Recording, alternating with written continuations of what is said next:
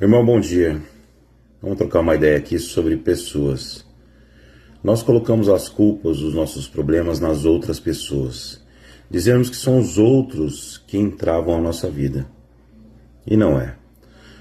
Nós somos os únicos responsáveis pelas nossas escolhas, incluindo pessoas. Nós somos os únicos responsáveis pela solução daquilo que a gente chama de problemas. Muitas vezes a gente fica muito tempo olhando a porta fechada e esquece de entender que existe inúmeras outras portas abertas. Então o problema não é o outro, o problema é você. O problema é você que não entendeu ainda a sua responsabilidade na sua vida. Sim, é sua responsabilidade. Resolva conflitos, eles estão aí justamente para isso.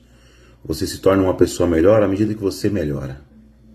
Dica do dia: virão mais bombas como essa, hein? Bom dia a todos.